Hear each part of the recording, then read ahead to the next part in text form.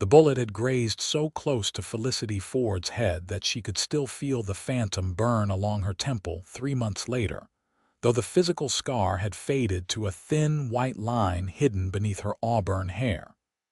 She pressed her fingers against the spot as the stagecoach rattled into St. George, Utah Territory, in the scorching August heat of 1878, wondering if she would ever stop flinching at loud noises or if trust would forever remain as elusive as rain in this desert landscape. The driver's shout startled her, and she hated herself for the involuntary jump, the way her heart hammered against her ribs like a trapped bird. 2 other passengers shared the cramped space, an elderly couple who had dozed through most of the journey from Salt Lake City, their heads bobbing in unison with each bump in the road.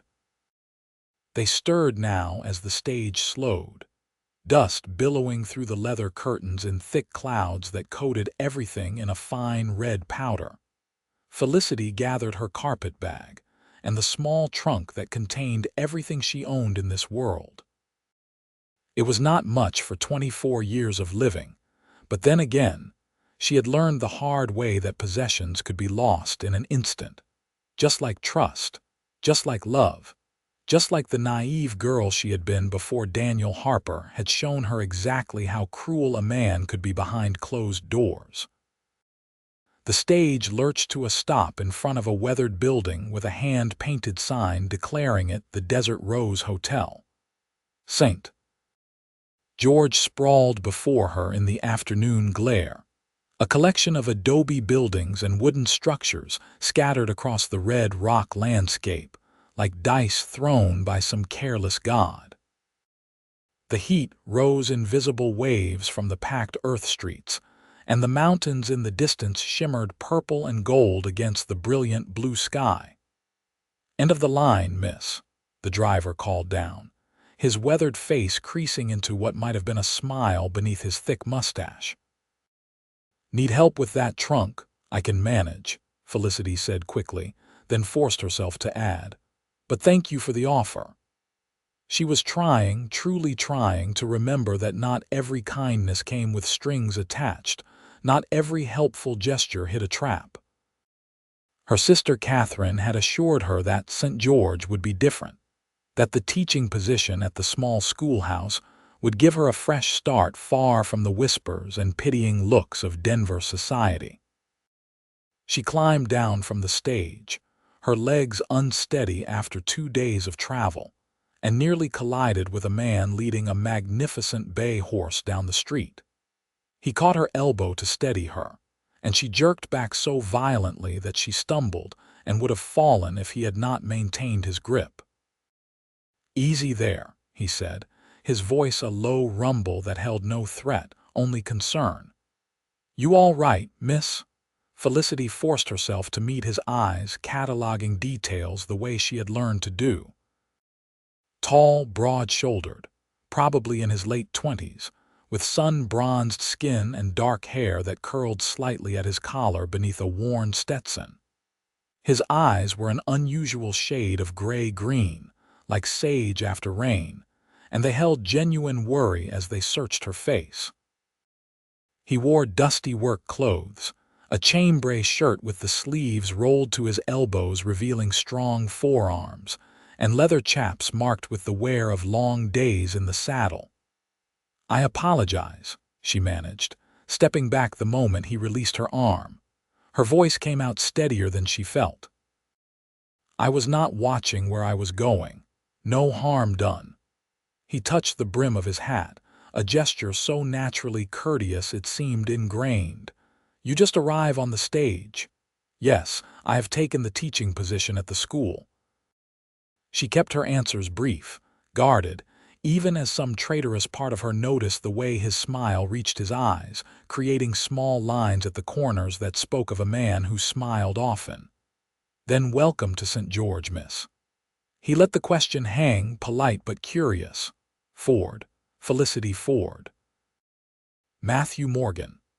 He extended his hand, then seemed to notice her hesitation and lowered it without offense. "I have a ranch about 5 miles north of town, The double M, if you need anything, most folks can point you in the right direction. That is very kind, but I am certain I will be fine. The words came out more sharply than she intended, and she saw something flicker in his expression. Not hurt exactly, but perhaps a slight puzzlement. Before he could respond, she turned back to retrieve her trunk from where the driver had deposited it on the wooden walkway. Matthew Morgan did not leave immediately. From the corner of her eye, she could see him standing there, holding his horse's reins, clearly debating whether to offer help again. The horse was a beautiful animal, well cared for, and it nuzzled at his shoulder with the familiarity of long companionship. Finally, he seemed to make a decision. "The hotel serves a decent supper," he said, "and Mrs. Patterson, who runs it, can direct you to the schoolhouse and the boarding room they have set up for the teacher. It is not much, but it is clean and the roof does not leak, which counts for something in the summer storms." Felicity straightened, one hand on her trunk, and found herself offering a small, careful smile despite her caution. "Thank you, Mr. Morgan. I appreciate the information." He nodded, touched his hat brim again, and swung into the saddle with an easy grace that spoke of a lifetime on horseback. "Welcome to St. George, Miss Ford. I hope you will find it to your liking." She watched him ride away, the horse's hooves raising small puffs of dust with each step, and felt an unfamiliar flutter in her chest that she immediately suppressed. No, she told herself firmly. She had come here to teach, to rebuild her life in peace and solitude, not to entertain foolish notions about gray-green eyes and gentle voices. Mrs. Patterson turned out to be a sturdy woman in her 50s with iron-gray hair pulled into a severe bun, and keen eyes that seemed to see more than Felicity would have liked. She showed Felicity to a small but clean room on the second floor, helped her carry up the trunk, and then insisted she come down for coffee and fresh bread. "You look half-starved, child," Mrs. Patterson declared, bustling around her kitchen while Felicity perched uncomfortably on a straight-backed chair. "2 days on that stage with nothing but hardtack and jerky, I would wager. Now, tell me about yourself. Your sister wrote that you come from Denver." Felicity had prepared for these questions, had rehearsed careful half-truths that revealed nothing important. "Yes, I taught there for 2 years before deciding a smaller town would suit me better." "Smaller or quieter?" Mrs. Patterson's eyes were too knowing, but her voice remained kind. "St. George is both, I can promise you that. We have got maybe 300 souls here, most of them good people trying to make honest livings. The school has about 20 students ranging from 6 to 15.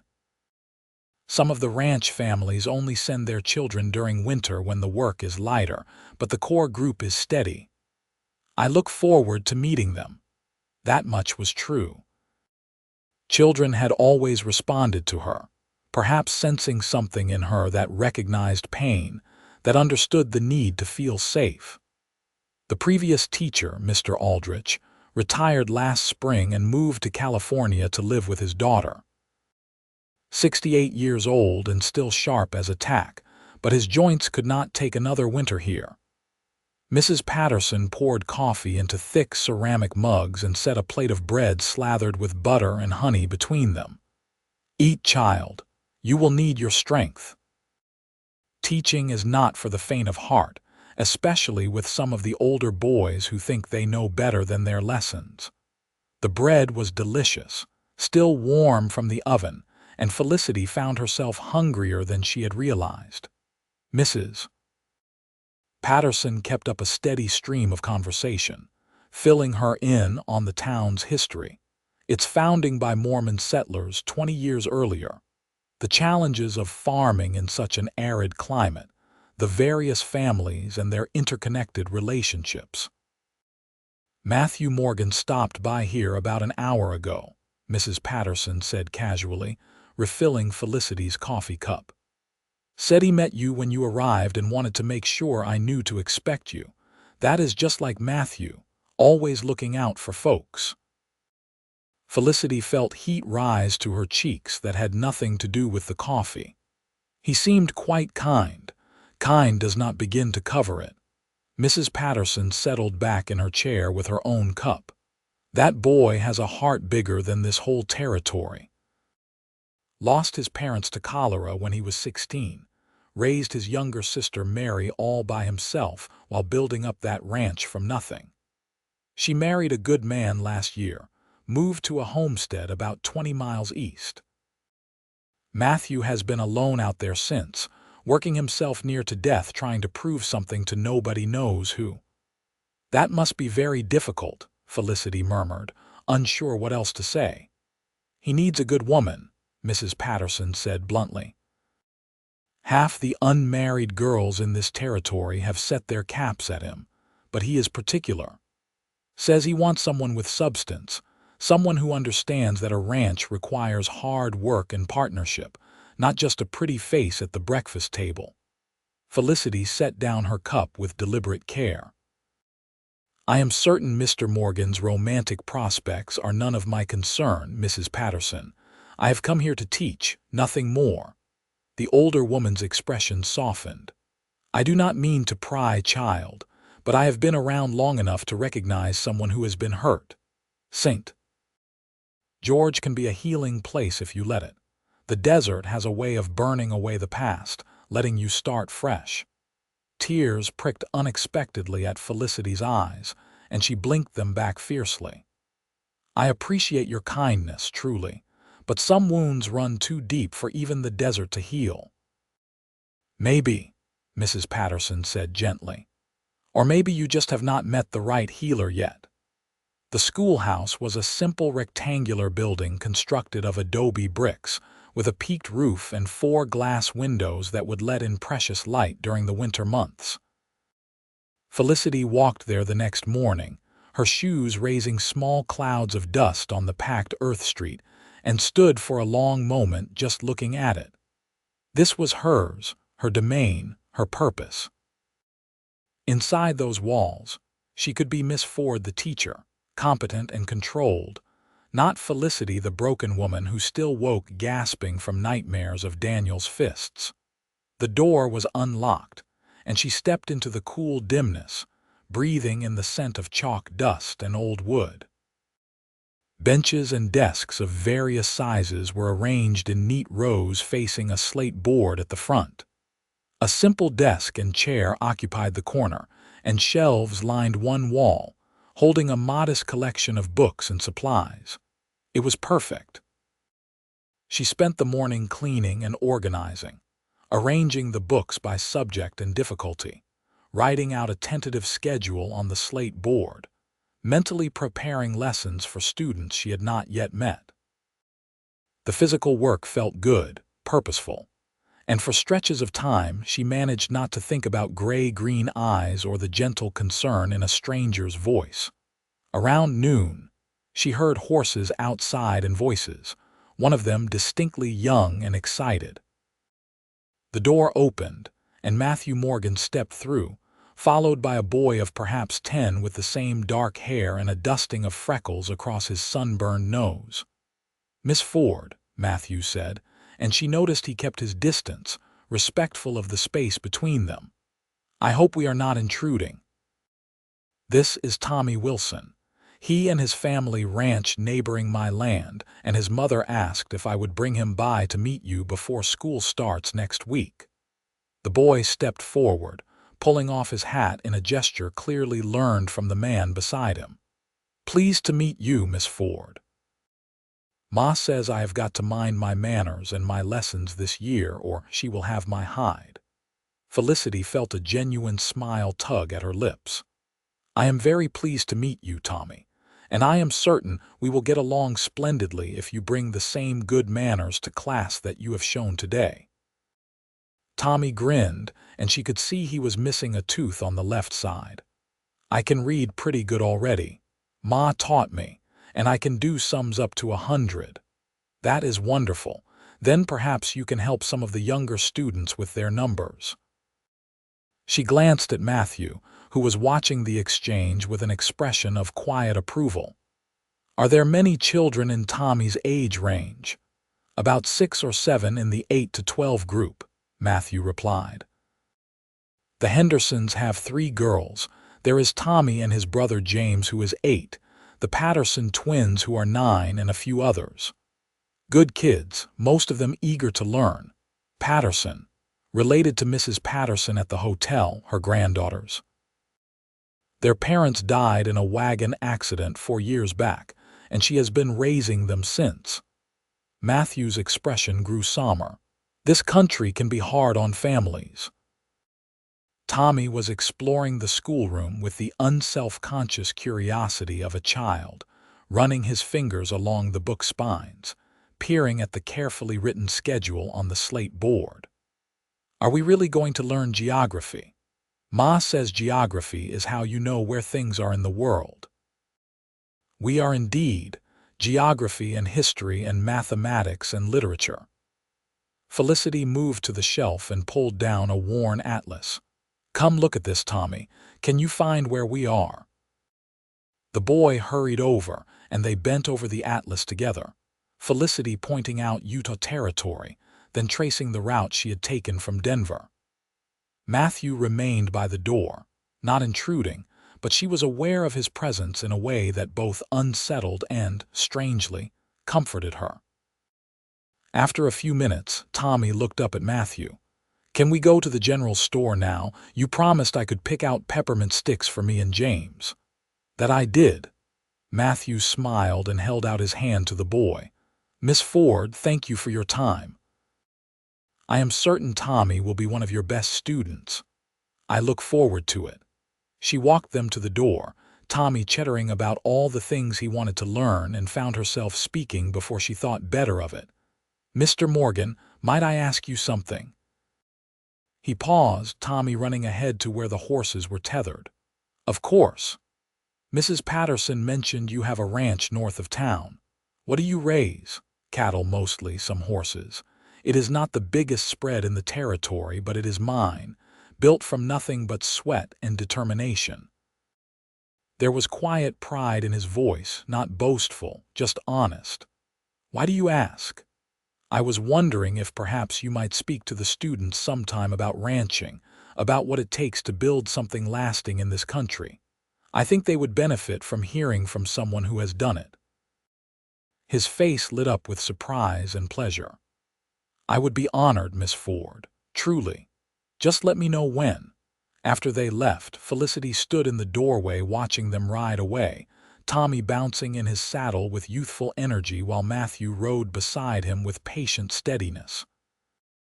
She pressed her fingers to her temple where the scar hid beneath her hair, and wondered why this man's kindness felt different from others. Why she found herself wanting to trust when trust had been so thoroughly beaten out of her. The days before school started passed in a blur of preparation. Felicity met more families, more students, and slowly began to build a picture of this small community carved from the red desert. Everyone she met mentioned Matthew Morgan at some point, always with respect, often with genuine affection. He helped the Hendersons repair their barn after a summer storm. He loaned the Pattersons a breeding bull when theirs died. He rode 50 miles to fetch a doctor when old Mr. Chen fell ill. "St. Matthew," one woman called him, half joking but with real warmth. Felicity heard the stories and felt something twist in her chest, a complicated knot of hope and fear. She had believed Daniel was a good man too, had trusted his smiles and his promises, right up until the first time his hand had connected with her face. She had made excuses then, told herself it was her fault, that she had provoked him. By the time she understood the truth, she had become a prisoner in her own home, isolated from family and friends, walking on eggshells that always, inevitably, shattered beneath her feet. The scar on her temple was from the night she finally fled. Daniel had come home drunk, enraged about some perceived slight at his gentleman's club, and his anger had found its usual target. She had tried to defend herself, something she had learned not to do, and he had grabbed his pistol from the desk drawer. Whether he meant to kill her or just frighten her, she would never know. The gun had discharged, the bullet grazing her head, and in his shocked moment of hesitation, she had run. Her sister Catherine and her husband had helped her disappear, had scraped together money for her to travel, to start over where Daniel could not find her. The scandal had been contained, the truth hidden behind lies about a family emergency in California. Only Catherine knew where she had really gone, and her letters would come through a circuitous route designed to leave no trail. On the Sunday before school started, Felicity attended services at the small church, a simple building with whitewashed walls and rough wooden pews. She slipped into a back row, hoping to observe unnoticed, but Mrs. Patterson spotted her immediately and insisted she sit with her family. The Patterson twins, Emma and Sarah, were identical copies of 9-year-old Energy, with blonde braids and bright blue eyes that missed nothing. "Are you really our teacher?" Emma whispered as the service began. "Are you going to be strict?" Sarah added. "Yes and yes," Felicity whispered back, fighting a smile, "but fair." Matthew arrived late, slipping into a pew across the aisle, and she tried very hard not to notice the way his dark hair curled damply at his collar as if he had just bathed, or how his Sunday coat fit across his broad shoulders. She focused on the minister's sermon about new beginnings and second chances, words that struck perhaps too close to home. After the service, the congregation gathered outside in the shade of several cottonwood trees, the closest thing St. George had to abundant greenery. Women clustered in small groups, fans fluttering against the heat, while men discussed cattle prices and water rights. Children darted between adults like schools of fish, their laughter cutting through the more serious conversations. Felicity found herself surrounded by parents wanting to introduce themselves, to express hopes for their children's education, to welcome her to the community. It was overwhelming in a way that was both pleasant and exhausting, so many names and faces to remember, so many expectations to meet. "You look like you could use rescuing," a quiet voice said near her elbow, and she turned to find Matthew there, holding 2 glasses of lemonade. "Mrs. Henderson makes the best lemonade in the territory. Thought you might need refreshment after running the gauntlet." She accepted the glass gratefully, the cool tartness exactly what she needed. "Thank you. I am not accustomed to quite so much attention." "They mean well. A new teacher is exciting, especially one who comes so highly recommended." He took a sip of his own lemonade, his eyes scanning the crowd with the practiced ease of someone who knew everyone and everything happening around him. "Your sister's letter to the school board made quite an impression. Catherine has always been my fiercest advocate." Felicity felt a pang of homesickness for her sister, 300 miles away and unreachable except through carefully routed letters. "You must miss her. Every day." The admission slipped out before she could stop it, and she quickly added, "But this is a wonderful opportunity." "I am grateful for it." Matthew studied her with those disconcerting sage-colored eyes, and she had the uncomfortable feeling he saw through her careful words to the loneliness beneath. But he only nodded and said, "St. George grows on you. Give it time." Before she could respond, Tommy came running up, James trailing behind him. Mr. Morgan, Pa says the creek is running good and we might catch fish this afternoon. Can you come? You promised to show me your secret spot." Matthew laughed, the sound rich and genuine. "I did promise, did I not? Tell your pa I will ride over after lunch." He glanced at Felicity, and she saw what might have been regret flicker across his face, as if he wanted to say something more but did not quite dare. The boys ran off, and an awkward silence settled between them. Finally, Felicity said, "You are very good with children. Have you thought about having your own family?" "I think about it," he admitted, "but ranching does not leave much time for courting, and I have standards." He said it matter-of-factly, without arrogance. "I watched my parents build their ranch together, true partners in every sense. That is what I want. Not just a wife, but a partner who understands the life, who chooses it willingly knowing how hard it can be." "That seems very wise." Felicity found herself genuinely impressed. "Too many people marry for the wrong reasons." "And you, Miss Ford?" The question was gentle, carefully phrased. "You wear no ring, but Mrs. Patterson mentioned you were engaged once." Felicity's hand tightened on the lemonade glass, her body going rigid despite her best efforts to remain calm. "Mrs. Patterson talks too much. I apologize. I should not have pried." Matthew's expression filled with genuine contrition. "Please forget I asked." But the damage was done, the memories flooding back. She could feel Daniel's hands on her throat, could hear his voice telling her she was worthless, that no one would ever want her, that she belonged to him.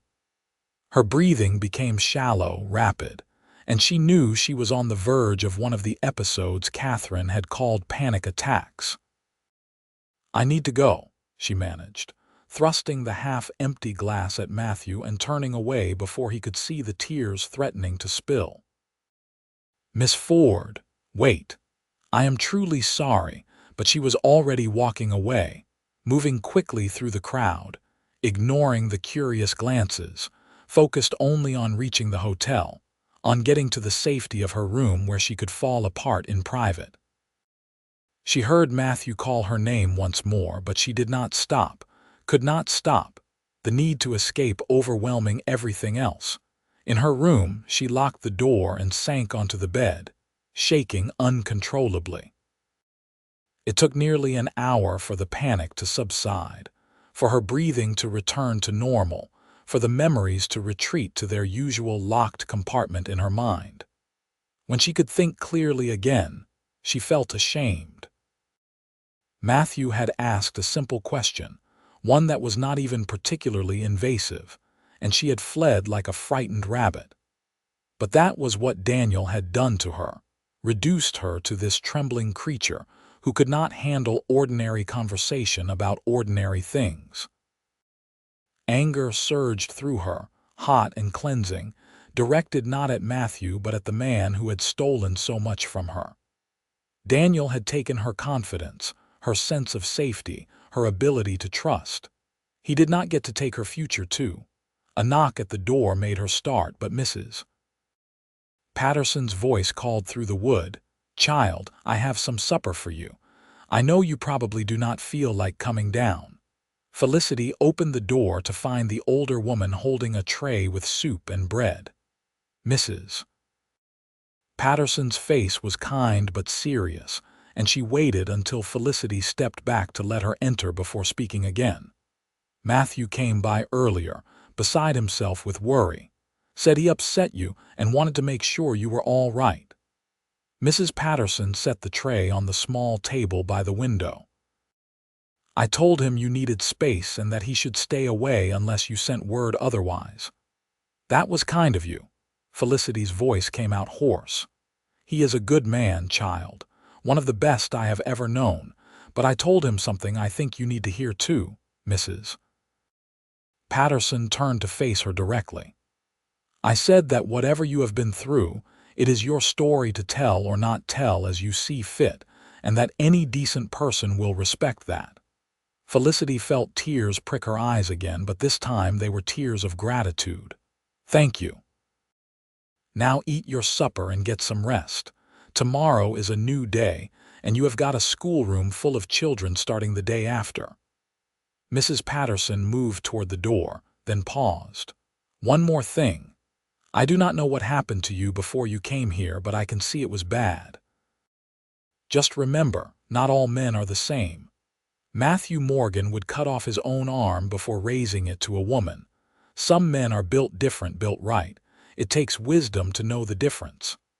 After Mrs. Patterson left, Felicity ate the soup mechanically, her mind churning. She wanted to believe the older woman's words, wanted to think that men like Matthew truly existed. But trust was not something you could simply decide to feel. It had to be earned, proven over time, and she had learned the hardest way possible that even proven trust could be an illusion.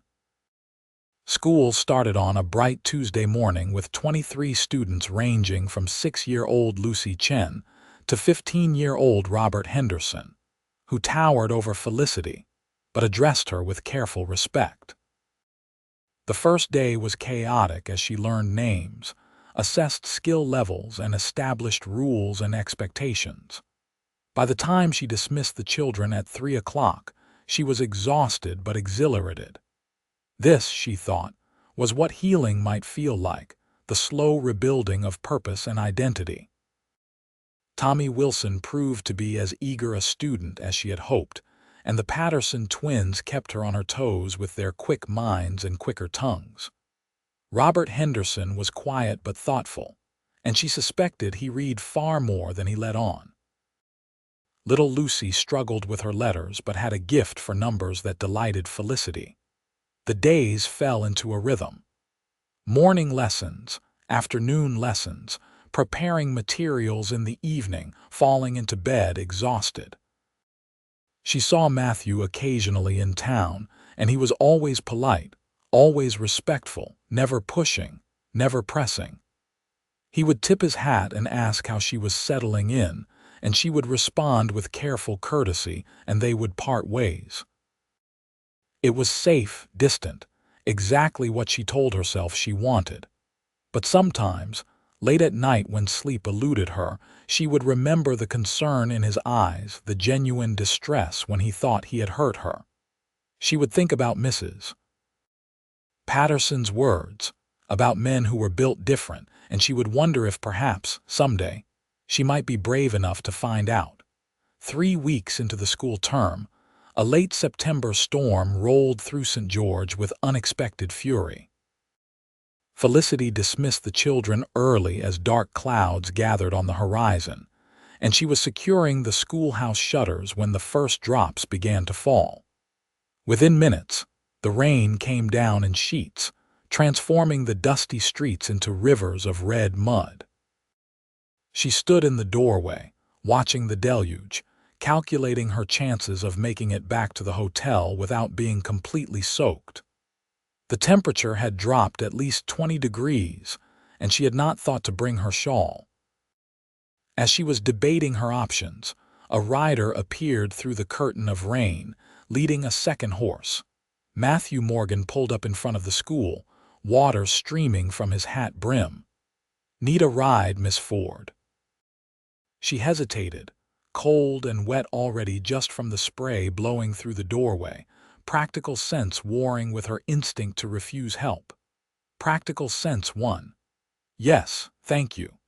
He dismounted and led both horses under the small overhang, protecting them somewhat from the worst of the rain. "This is Daisy. She is gentle as a lamb and sure-footed in mud. Have you ridden much?" "Not recently." "Not since before Daniel, who had forbidden it, saying it was unladylike. It is not far, and I will lead her if you prefer." Matthew's voice was calm, reassuring, treating this as the simple practical matter it was rather than making her feel incompetent. She let him help her mount, trying not to notice the strength in his hands, the careful way he made sure she was secure before releasing her. He swung onto his own horse and took Daisy's reins, leading them carefully down the flooded street. The rain continued to pour, soaking through Felicity's dress in seconds, but the horses plodded steadily forward, unbothered by the weather. They were halfway to the hotel when a crack of thunder spooked Daisy. The mare shied sideways, and Felicity, unprepared and inexperienced, lost her grip and tumbled sideways into the mud. She landed hard, the breath knocked from her lungs, mud covering her from head to toe. "Miss Ford." Matthew was off his horse in an instant, kneeling beside her in the mud, his hands hovering as if he wanted to help but was afraid to touch her. Are you hurt? She tried to speak but could not catch her breath. And for a horrible moment panic set in, her vision narrowing, her chest tight. Then Matthew's voice cut through, calm and steady. Easy now, just breathe. You got the wind knocked out, it will come back, just breathe slow. He did not touch her, but his presence was solid, grounding. In and out, that is it, you are doing fine. Air rushed back into her lungs in a painful gasp, and she sucked in breath after breath, each one easier than the last. She became aware of the rain pounding down on them, of the mud coating her dress and hair, of Matthew kneeling in the muck beside her with worry written across his face. I am all right, she managed, just embarrassed. Nothing to be embarrassed about, Daisy spooked, it happens. He stood slowly, offering his hand. Can you stand? She took his hand, feeling the calluses, the strength, but also the gentleness as he pulled her carefully to her feet. Her ankle twinged when she put weight on it, and she must have made a sound because Matthew's grip tightened protectively. You are hurt. Just twisted, I think. I can walk. She tried to prove it and nearly fell again, saved only by Matthew's quick reaction. The hotel is still 3 blocks. I am going to put you back on Daisy, and I am going to lead her very slowly. If you start to feel unsteady, you tell me immediately. Understood? There was authority in his voice now, not unkind but brooking no argument, and Felicity found herself nodding. He lifted her back into the saddle with ease, and this time he kept one hand on her leg, steadying her, as he led both horses at a careful walk through the storm. By the time they reached the hotel, Felicity was shivering violently, her teeth chattering so hard she could barely speak. Mrs. Patterson took one look at them and went into action, sending Matthew to stable the horses while she bustled Felicity upstairs. Into the bath with you before you catch your death, Mrs. Patterson commanded, already filling the copper tub with hot water from the reservoir. I will find you dry clothes and make tea with honey and whiskey. Felicity was too cold and miserable to argue. She stripped off the muddy dress, sank into the blissfully hot water, and let the warmth seep back into her bones. By the time Mrs. Patterson returned with tea and a clean nightgown, she had stopped shivering. Matthew is downstairs beside himself again, Mrs. Patterson reported, helping her into the nightgown and wrapping a thick robe around her. Blaming himself for your fall, convinced you are gravely injured. You need to go down and show him you are alive, or he will wear a hole in my floor with his pacing. I cannot go down in my night clothes. You are wearing a robe over them. You have more layers on than half the ranch women wear to church. Mrs. Patterson was already steering her toward the door. Come along. 5 minutes to put the poor man's mind at ease, then straight back to bed with you. Matthew was indeed pacing in the small parlor, his own clothes still dripping, his hat in his hands. He looked up when Felicity entered, and relief washed over his face so openly she felt something shift in her chest. Miss Ford, thank God. I am so terribly sorry. I should have been paying better attention, should have anticipated Daisy would spook, should have, Mr. Morgan, Felicity interrupted gently. It was not your fault. You got me safely home despite my tumble. I am grateful. He seemed to deflate slightly, exhaustion replacing the tense worry. Now that she looked at him properly, she could see he was shivering too, his lips faintly blue. You are freezing, she said. Mrs. Patterson, does he not need dry clothes as well? I have been trying to get him to accept a room to change in, but he is being stubborn, Mrs. Patterson said pointedly. Please, Mr. Morgan, I would feel terrible if you caught a chill on my account. Felicity found herself speaking with genuine concern, the words coming easier than they had in months. He looked between them, clearly outnumbered, and finally nodded. All right, but only for a short while. I need to get back to the ranch. While Matthew changed, Mrs. Patterson made Felicity sit by the fire with tea and a thick quilt. "That man rode all the way into town in the storm just to make sure you got home safe," she said quietly. "He saw those clouds coming and thought about you at the school with no way to get back. That is the kind of man he is." Felicity wrapped her hands around the warm cup, thinking about that, about someone who would ride through a storm for her safety without being asked, without expecting anything in return. When Matthew came back downstairs in borrowed dry clothes, his hair damp and curling, she met his eyes directly. "Thank you, Mr. Morgan, truly, you did not have to do that." "Yes, I did." He said it simply, a statement of fact. "You are part of this community now, we look after our own." He left shortly after, riding back out into the rain toward his ranch, and Felicity watched from the window until he disappeared from sight. Mrs. Patterson came to stand beside her, and they stood in companionable silence for a moment. "I have been hurt before," Felicity said softly, the words escaping before she could reconsider. "Badly hurt, by someone I trusted, someone I thought I loved." "I know, child." Mrs. Patterson's hand came to rest gently on her shoulder. "I have seen that particular kind of pain before. It leaves marks that do not always show on the outside. I do not know if I can trust again, if I even want to. Trust is not given all at once. It is built, piece by piece, action by action. And Matthew Morgan is the kind of man who will spend whatever time it takes to build it properly if you let him." Mrs. Patterson squeezed her shoulder gently. "But that is a decision only you can make, and only when you are ready."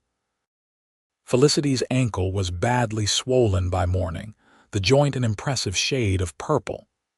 Mrs. Patterson helped her bind it tightly and fashioned a walking stick from a broom handle, declaring her unfit to teach for at least a few days. Felicity protested, but Mrs. Patterson was immovable. "Those children will survive a few days without lessons. I will send word to the families. You need to heal." By afternoon, a steady stream of visitors began arriving. The Patterson twins brought flowers picked from their grandmother's garden. Tommy Wilson delivered a carefully drawn picture of her teaching class. Mrs. Henderson came with a jar of salve that she swore would reduce the swelling. Even quiet Robert Henderson appeared with a stack of books, saying awkwardly that he thought she might like something to read while confined. It was overwhelming and touching, this outpouring of care from a community she had known for barely a month. Each visitor stayed only briefly, respecting her need to rest, but the cumulative effect of their kindness left her feeling raw and emotional in a way she had not experienced since fleeing Denver.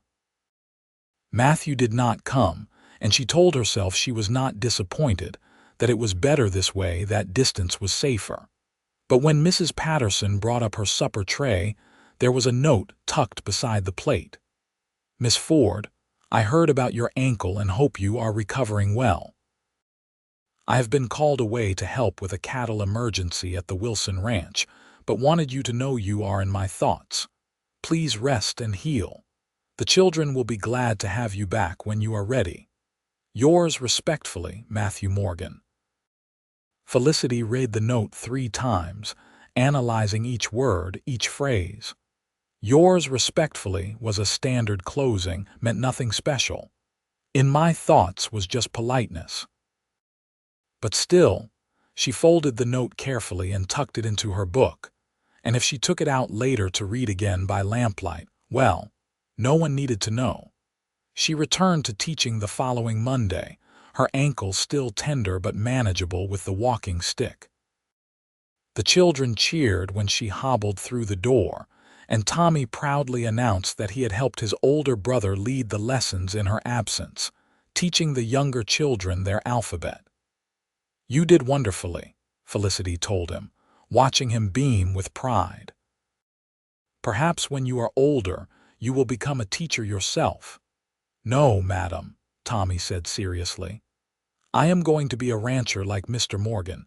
He says ranching is honest work that feeds families." Several other boys nodded agreement, and Felicity realized with some amusement that Matthew had become something of a hero to the male students, a model of what a good man could be.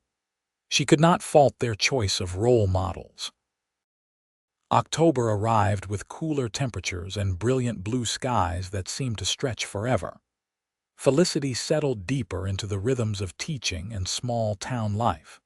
She attended church services and occasional social gatherings, slowly building friendships with the other women in town. She saw Matthew regularly now, as autumn was apparently a busy time for ranchers, bringing them to town more frequently for supplies.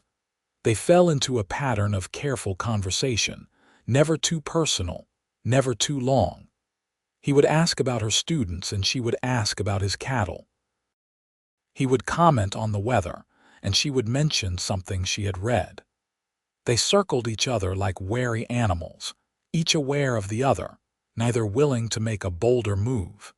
Then came the day in late October when Matthew appeared at the school just as she was dismissing the children. He waited patiently while they streamed out, calling goodbyes, and then approached with his hat in his hands. "Miss Ford, I wonder if I might ask a favor." "Of course, Mr. Morgan. What do you need?" He looked uncharacteristically uncertain, rolling the brim of his hat between his fingers. "You remember you asked if I would speak to the children about ranching. I have been thinking it over, and I wondered if, instead of just speaking, I might invite them to visit the ranch. Let them see the work firsthand. With your supervision, of course, and if you think it is appropriate." Felicity considered the idea, intrigued despite herself.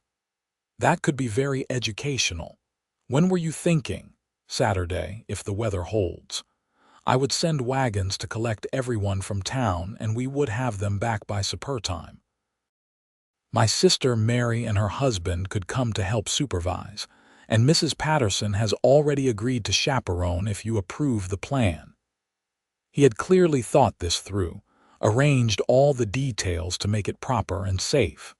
Felicity found herself smiling despite her usual caution. "I think it is a wonderful idea, Mr. Morgan. The children would be thrilled." His whole face lit up, and she was struck again by how his smile transformed his features, bringing warmth to those sage-colored eyes. "Excellent. I will arrange everything. You just need to show up." Saturday dawned clear and cool, perfect autumn weather. 2 wagons pulled up in front of the hotel at 9 o'clock sharp, driven by Matthew and a younger man who proved to be William Patterson, husband to one of the twins' older cousins. The children were already assembled, vibrating with excitement, and their parents had turned out to see them off with instructions to mind their manners. Felicity climbed into the first wagon beside Mrs. Patterson, and they set off north toward the ranch, the children chattering excitedly in the back. The road wound through increasingly rugged country, red rock formations rising on either side, sage and scrub brush stretching toward distant mountains. "It is beautiful," Felicity murmured, genuinely moved by the stark landscape. "Wait until you see the ranch," Mrs. Patterson said. "Matthew has worked wonders with that place. His father started it, but Matthew built it into something special." The double M came into view as they crested a rise, and Felicity caught her breath. The ranch house was built of local stone and timber, solid and welcoming, with a wide porch that wrapped around 3 sides. Outbuildings were arranged in neat order: barn, stable, smokehouse, bunkhouse, all well-maintained and clearly functional. Cottonwood trees lined a creek that ran through the property, and in the distance, cattle grazed on rangeland that seemed to stretch forever. But what caught her attention most was the garden beside the house, carefully tended despite the lateness of the season, with late vegetables still growing and evidence of flowers that must have been beautiful in spring and summer. Someone had put love and care into that garden, had created beauty in this harsh landscape. Matthew helped her down from the wagon, his hand steadying her until she found her footing, and she saw him notice her attention to the garden. "My mother planted that," he said quietly. "I keep it up in her memory. She always said a home needed beauty as well as function." "It is lovely," Felicity said, meaning it. "She would be proud of what you have built here." Something flickered in his eyes, gratitude perhaps, or pleasure at her understanding. But then the children swarmed around them, and the moment passed as Matthew shifted into the role of teacher, explaining the layout of the ranch, the purpose of each building, the work that went into maintaining it all. He was a natural educator, Felicity realized, watching him crouch down to the younger children's level to answer questions, listening seriously to their observations, never talking down to them. He took them through the barn, letting them pet the horses, explaining the difference between draft horses and riding horses and why you needed both. He showed them the chickens and how to collect eggs, which delighted the younger girls. Then he led them out to the pasture where a small herd of cattle grazed, explaining about breeding and seasonal grazing and the market system that made ranching profitable.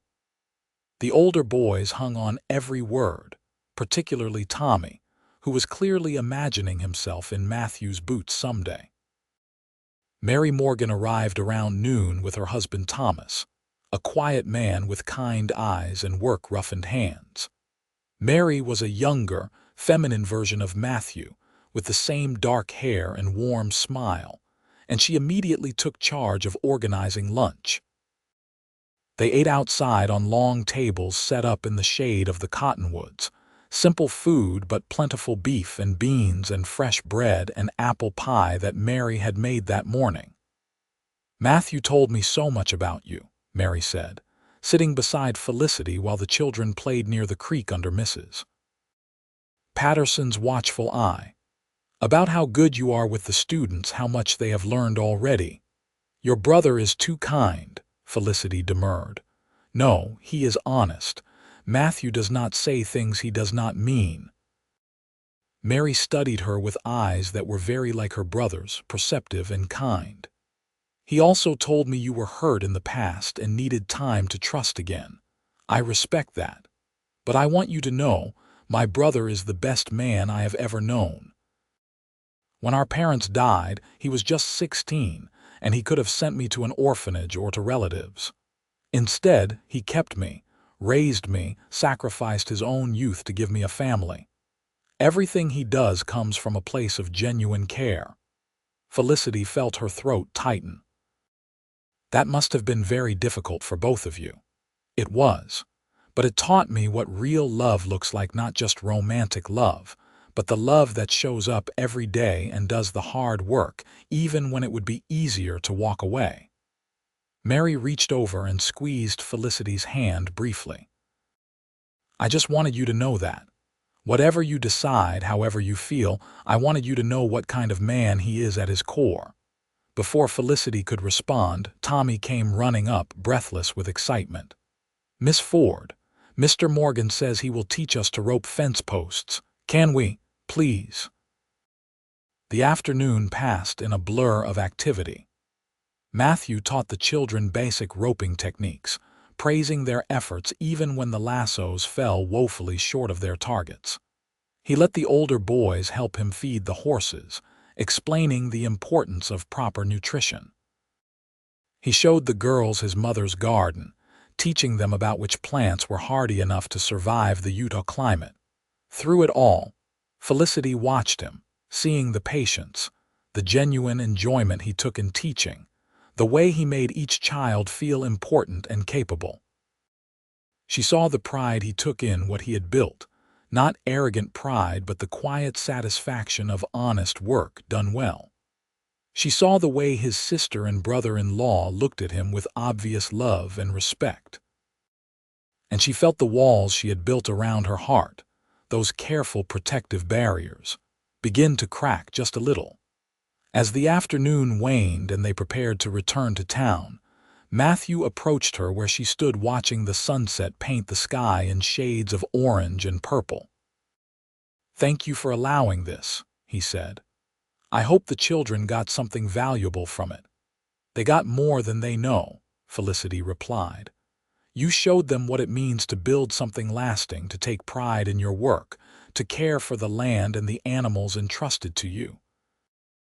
Those are lessons that will stay with them." He ducked his head, almost shy. "I just showed them my life. Nothing special." "It is special, though." The words came out softer than she intended. "What you have built here, the way you live, the kind of man you are, it is all very special." When he looked up, his eyes caught hers, and for a moment they just stood there as the sunset blazed around them. Felicity felt her heart beating too fast, felt that dangerous flutter of hope trying to take root. Then Mrs. Patterson called that the wagons were ready, and the moment shattered. On the ride back to town, with tired children dozing in the back of the wagon, Mrs. Patterson said quietly, "You are thinking about him differently now." It was not a question, but Felicity answered anyway. "I am terrified." "Of course you are." "Fear is healthy when you have been hurt as badly as I suspect you were. But here is what I have learned in my 63 years. Fear kept me safe sometimes, but it also kept me from some of the best things life had to offer. The trick is learning which fears to listen to and which to push through." "How do you tell the difference?" "You pay attention to what your fear is protecting you from. Is it protecting you from real danger, or is it protecting you from the possibility of being hurt again? Because those are different things. Real danger should be avoided. But the possibility of hurt, well, that is just the price of being alive and open to love." Felicity thought about that long into the night, lying in her bed at the hotel, listening to the quiet sounds of the sleeping town. She thought about Daniel's hands around her throat and Matthew's hand steadying her when she fell. She thought about Daniel's voice telling her she was worthless and Matthew's voice praising her students.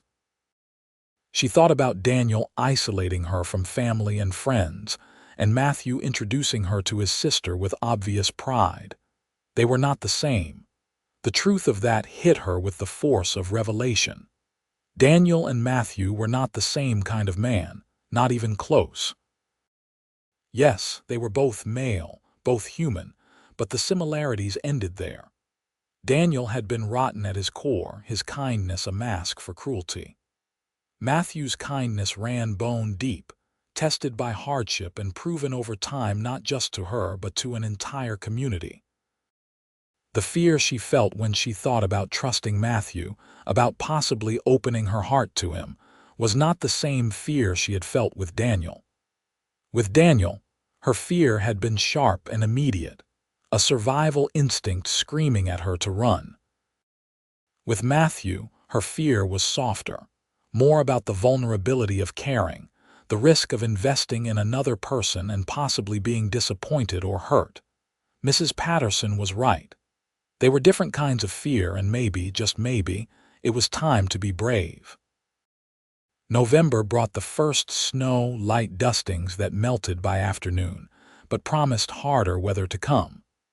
The children grew restless as winter approached, and Felicity found herself working harder to keep them engaged. She started a reading club for the older students, and Matthew donated several books from his own collection, adventure stories and histories that he said had meant something to him when he was young. He came by the school one afternoon to drop off the books, and she invited him to stay for the last hour of lessons.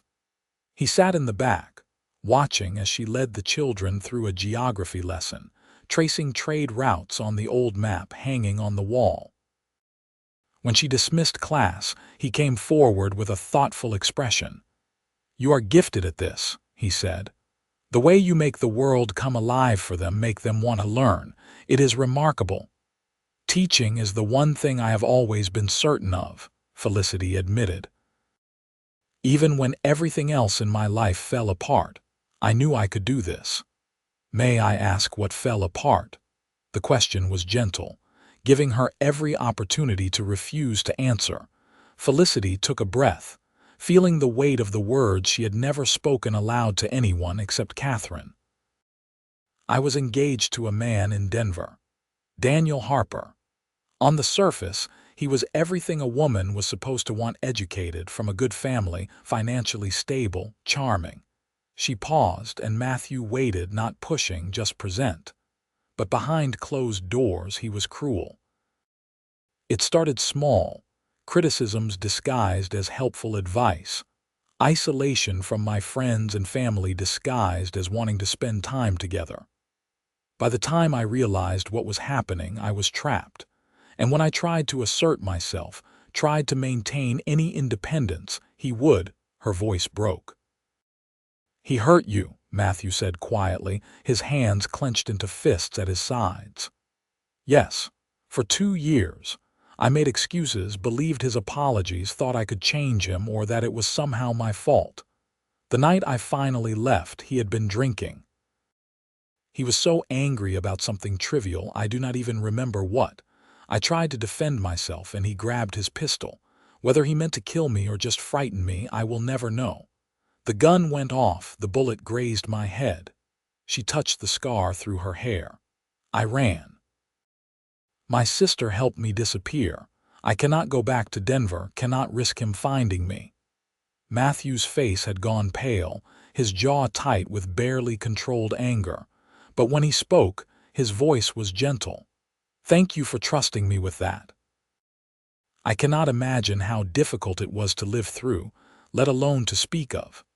I have been hurt before," she said, echoing the words she had said to Mrs. Patterson months ago. "I warned you in a way by running from simple kindness. I do not know if I can be what you want, Matthew. I do not know if I can trust enough, open up enough, to be a true partner to anyone." He was quiet for a long moment, and she braced herself for disappointment, for him to say it was too much, that she was too damaged. Instead, he stepped closer, not touching her but near enough that she could feel his warmth. "Felicity," he said, using her given name for the first time, "I do not need you to be anything other than who you are. If you will let me, I would like to spend my life proving that not all men are like Daniel Harper. I would like to earn your trust, piece by piece, however long it takes. I would like to help heal those wounds, not by pretending they do not exist, but by showing you every single day that you are safe, valued, and cherished." Tears spilled down her cheeks, and she did not bother to wipe them away. "That is a big promise. It is the only one I want to make." His hand came up slowly, giving her time to pull away, and gently cupped her face, his thumb brushing away a tear. "I have been falling in love with you since the day you arrived in St. George. Not despite your caution and your fear, but because of your strength in surviving what you survived and still choosing to build a life, to teach children, to keep going. You are the bravest person I know." "I do not feel brave," she whispered. "Brave people rarely do. They just keep moving forward anyway." He let his hand drop, giving her space. "I am not asking you to make any decisions today. I am just asking you to let me try. Let me court you properly. Let me show you what it can be like with someone who will never, ever hurt you. And if you decide I am not what you want, I will accept that. But at least you will have made that choice from a place of knowledge, not fear." Felicity looked into his eyes, those sage-colored eyes that had shown her nothing but kindness and respect, and felt something shift fundamentally inside her. This was a crossroads, she realized. She could stay safe behind her walls, alone but protected, or she could step out into the terrifying unknown and see what might be possible. "All right," she heard herself say. "All right, Matthew Morgan, you may court me, but slowly, and you have to promise me something. Anything. Promise me that if I panic, if I have moments where the fear is too much and I pull away, you will be patient, that you will not take it personally or give up on me. "I promise," he said solemnly. "Healing is not a straight line, I understand that." He left shortly after, and Felicity sank into her desk chair, shaking with the enormity of what she had just agreed to. But beneath the fear was something else, something fragile and new. Hope. The courtship began slowly, carefully, with Matthew respecting every boundary Felicity set. He came by the school several afternoons a week, sometimes bringing small gifts, a book he thought she would enjoy, wildflowers preserved in pressed paper, a carved wooden bookmark. They would sit on the school steps after the children left and talk about everything and nothing. He told her about his parents, about the hard early years of the ranch, about his dreams for the future. She told him about growing up with Catherine, about discovering her love of teaching, about the books and ideas that shaped her thinking. He never pushed for more than she was ready to give. When she flinched at sudden movements, he slowed down. When she struggled with the idea of him visiting her at the hotel, he suggested they meet in public places instead.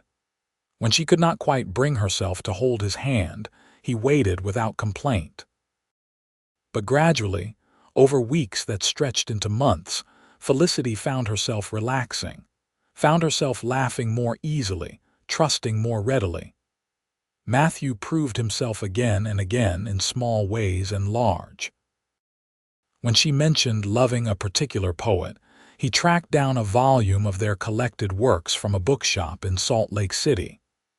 When the school roof developed a leak, he fixed it without being asked.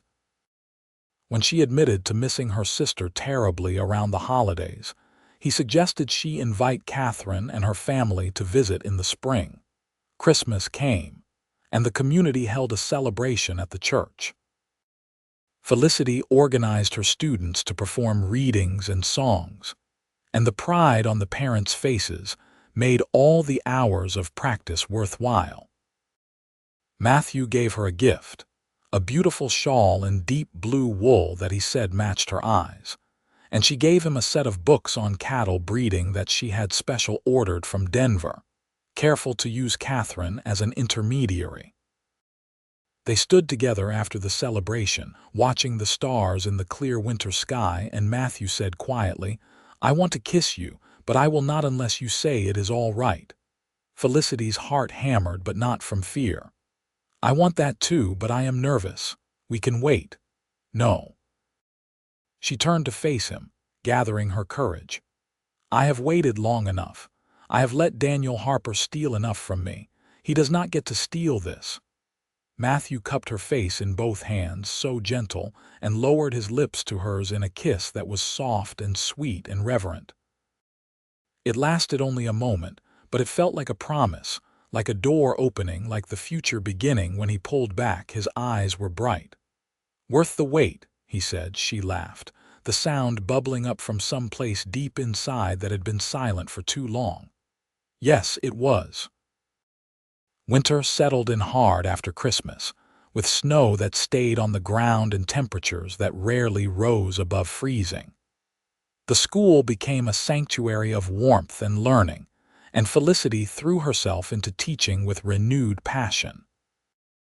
Matthew came to town less frequently, the ranch demanding most of his attention during the brutal weather, but he sent letters, long, thoughtful letters that she treasured. In one letter, he wrote about his vision for the ranch's future, about wanting to build something that would last for generations. "But it means nothing if I am building it alone," he wrote. "A ranch is meant to be a family enterprise, a legacy passed down." I find myself thinking more and more about that, about family, about building a life with someone who shares the dream, about building it with you if you will have me. Felicity read those words over and over, pressing the letter to her chest, feeling the dream take shape in her own heart.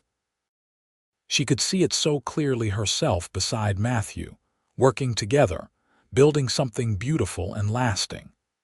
Children learning to ride horses, to tend cattle, to love the land the way Matthew loved it, growing old together under these vast desert skies. But the fear still whispered sometimes, late at night. What if she was wrong? What if Matthew's kindness was just another mask? What if she could not be the partner he needed? Too damaged from what Daniel had done, she wrote back carefully, honestly. I want what you describe. I want it so much it terrifies me. But I need you to understand that some days I will struggle. Some days the past will rise up and I will doubt everything. Can you live with that? Can you love someone who comes with so many cracks and broken pieces? His response came with the next mail delivery.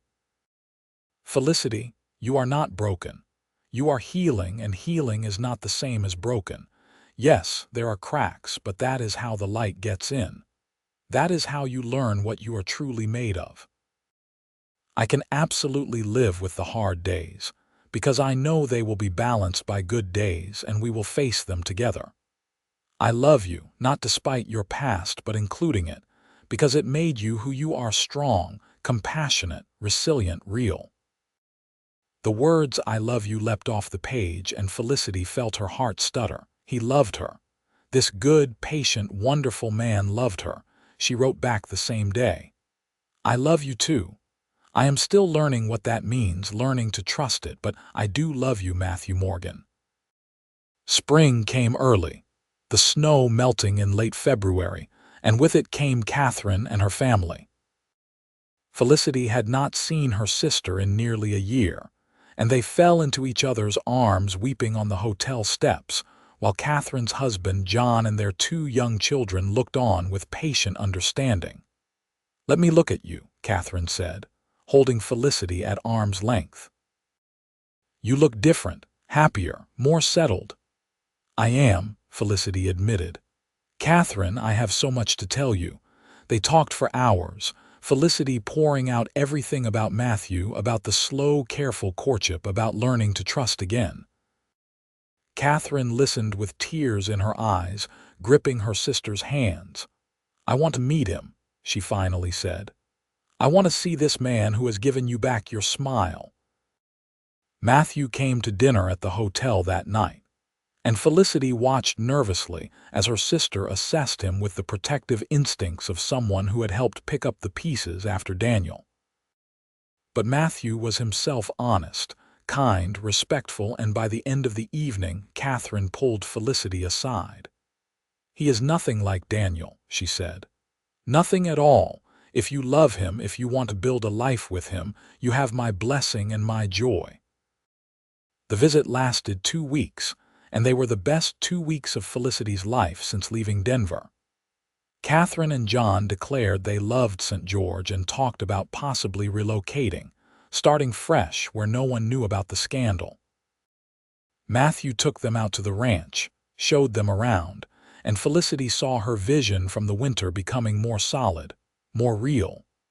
On the last day of their visit, Matthew asked to speak with Felicity privately. They walked to the schoolhouse, her hand tucked into his arm in a way that now felt natural, comfortable. Inside, he turned to face her, suddenly nervous in a way she had never seen before. I want to ask you something, he said, and I want you to take all the time you need to answer. There is no pressure, no expectation. All right, she said, her heart beginning to race. Felicity Ford, will you marry me? He pulled a small box from his pocket and opened it to reveal a simple gold band with a small sapphire. It was my mother's. I would be honored if you would wear it. I love you. I want to build a life with you, a family, a future. I want to wake up beside you for the rest of my days and fall asleep knowing you are safe and loved. I promise to spend my life earning your trust, healing those wounds Daniel left, showing you every single day what real love looks like. Tears streamed down Felicity's face, but they were good tears, healing tears. Yes, she said. Yes, Matthew, I will marry you. He slipped the ring onto her finger, and it fit perfectly, as if it had been waiting for her all along. Then he kissed her, deeper than before, and she kissed him back with all the love and trust and hope that had been building in her heart over these long months. They were married in June, in the small church with the whole town in attendance. Felicity wore a dress of cream silk that Catherine had brought from Denver, altered to fit perfectly. Matthew wore a new suit, but the same gentle expression he always wore when he looked at her. Catherine stood up for Felicity, and Mary stood beside her brother, both sisters weeping happy tears. The vows were traditional, but when Matthew promised to love and cherish her, to protect and honor her, Felicity knew he meant every word with a depth that went beyond ritual. And when she promised to love and cherish him, to be his partner and helpmeet, she meant it with equal conviction, no longer held back by fear. The wedding celebration went on all day, with food and music and dancing. Felicity, who had not danced since before Daniel, let Matthew lead her in a waltz, trusting him to guide her to keep her safe. She saw the community that had embraced her celebrating their union, saw the students from her school watching with wide eyes, saw the future spreading out before them full of possibility. That night, Matthew carried her over the threshold of the ranch house, their home now, and set her gently on her feet. "Are you happy?" he asked. Deliriously, she replied, and meant it. There would still be hard days ahead, she knew. The wounds Daniel had left would not disappear overnight. But here, with Matthew, in this home they would build together, she finally believed in healing. Their first year of marriage was a revelation. Matthew was patient with the moments when panic still gripped her, when nightmares woke her gasping. He would hold her if she wanted to be held, or give her space if that was what she needed, always letting her set the pace. Slowly, steadily, the bad moments became fewer and farther between. Felicity continued teaching, though she moved the school to a new building closer to the ranch during the summer break, making her commute easier. Mary and Thomas bought the neighboring property and started their own ranch, and the two families became even closer, sharing Sunday dinners and ranch work and holidays.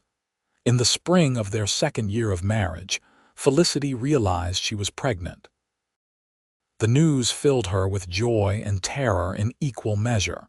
She had wanted children, had dreamed of them, but what if she was too damaged? What if she could not be a good mother? Matthew held her while she cried out her fears, and then he said, "You are already a mother to 23 children at that school. You are patient and kind and firm when needed. You see each child as an individual and help them become their best selves. Our baby will be so lucky to have you." Their son was born in December during a brief warm spell that felt like a gift. They named him Samuel after Matthew's father, and from the moment Felicity held him, she knew that all her fears had been unfounded. Love poured out of her, fierce and protective and pure. Matthew was a revelation as a father, patient and tender with their son, taking on midnight feedings and diaper changes without complaint.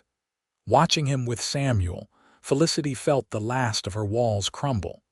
This was what family was supposed to be, what love was meant to look like. When Samuel was 6 months old, Catherine and John made good on their plan and moved to St. George, buying a small house in town. John opened a law practice, and Catherine became Felicity's assistant at the school. Having her sister close by felt like the final piece falling into place. The years flowed on, full and rich.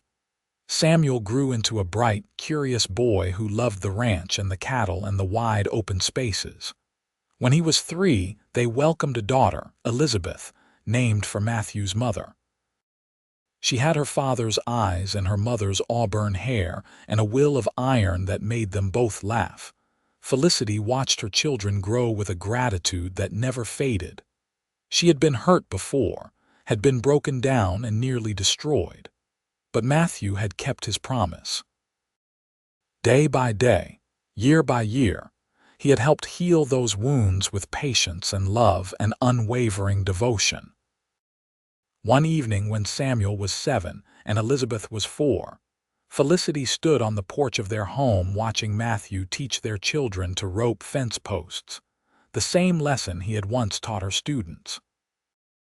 The sun was setting in shades of gold and amber, and the mountains glowed purple in the distance. Mrs. Patterson, now in her 70s but still sharp, had come for dinner and stood beside Felicity watching the scene. "You have built something beautiful here, child." "We built it together," Felicity corrected. "Matthew and I. That is what I mean. You took the broken pieces of your life and you built something beautiful, not despite what happened to you but with the wisdom that came from it. You learned to recognize real love when it found you." Felicity smiled, watching her husband laugh as Elizabeth's lasso fell comically short of its target. "I was terrified of him at first, terrified of all of it. Fear makes sense when you have been hurt, but you were braver than your fear. You let yourself heal. You let yourself love again." "He made it easy," Felicity said softly. "He promised to spend his life healing those wounds, and he has kept that promise every single day." Matthew looked up then, catching her eye across the yard, and his smile was the same one that had first caught her attention years ago, warm and genuine and full of love. She smiled back, feeling the truth of it settle into her bones. She was safe. She was loved. She was home. That night, after the children were asleep and they lay in bed together, Matthew's arm around her shoulders, Felicity said, "Do you remember what you said to me that day at the school, when I told you about Daniel? I remember every word. You said you wanted to spend your life proving that not all men are like him, that you wanted to earn my trust and help heal those wounds. I meant it. I know." She turned to look at him in the lamplight. "I want you to know that you have done that, Matthew. You have healed me in ways I never thought possible. I am not the same frightened woman who arrived in St. George. Because of you, because of your patience and your love, I am whole again." His eyes grew bright with emotion. "You healed yourself, Felicity. I just had the honor of being beside you while you did it." "We healed together," she said, the truth of it resonating through her. "We built this life together, and it is more than I ever dreamed possible." He kissed her then, tender and deep, and she kissed him back with the easy trust that had replaced her fear, with the certain knowledge that she was cherished. Years continued to pass, each one adding new depth and dimension to their life together. Samuel grew into a young man who loved the ranch as much as his father did, showing the same patience with animals and land that Matthew had always demonstrated. Elizabeth became a teacher like her mother, taking over the school when Felicity finally retired at 60. Matthew and Felicity grew old together under the vast Utah skies, their love deepening with each passing season. On their 40th wedding anniversary, surrounded by their children, grandchildren, and great-grandchildren, they renewed their vows in the same church where they had first married. Matthew's hair was silver now, his face weathered by decades of sun and wind, but his eyes still held that same gentle warmth. When he spoke his vows, his voice was as steady and sure as it had been 40 years earlier. "I promise to spend my life healing your wounds," he said, holding both her hands in his. "And I have tried every day to keep that promise. But somewhere along the way, you healed me too. You gave me purpose and partnership and love beyond measure. You are my home, Felicity Morgan, and I thank God for the day you walked into my life." Felicity, her own hair silver and her face lined with the marks of a life well lived, smiled through happy tears. "I was hurt before I met you," she said, her voice carrying clearly through the hushed church. "I warned you of that, though not in words, and you promised to spend your life healing those wounds. You kept that promise, Matthew Morgan. You showed me what real love looks like, what real partnership means. You gave me safety and trust and a family beyond my wildest dreams. Everything I am, everything we have built, exists because you had the patience to wait for my heart to heal." They kissed to thunderous applause, and afterwards, at the celebration that followed, Felicity looked around at the community they had helped build, the family they had raised, the legacy of love and healing they would leave behind. That night, lying in bed in the house they had shared for 40 years, Matthew said, "Do you have any regrets?" Felicity thought about it seriously. About Daniel and the pain he had caused, about the years she had lost to fear, about the long, slow road to healing. "No," she finally said. "Because all of it, even the terrible parts, led me here. To you, to our family, to this life. I would not change any of it because I might lose what we have built. I love you," he said, as he had said countless times over the years. "I love you too," she replied, as she always did. "Thank you for keeping your promise." "Which one?" "All of them. Every single one." They fell asleep together as they had for 40 years, and in the morning they woke to another day of the life they had built. A life rooted in trust, nourished by patience, and flowering with love that had been worth every moment of waiting, every act of courage, every leap of faith. Felicity Ford had been hurt before, but Matthew Morgan had spent his life healing those wounds, and together they had built something beautiful, something lasting, something that would endure long after they were gone, a legacy of love that proved that broken things can be made whole, that trust can be rebuilt, and that the right kind of love, patient and true, can heal even the deepest wounds.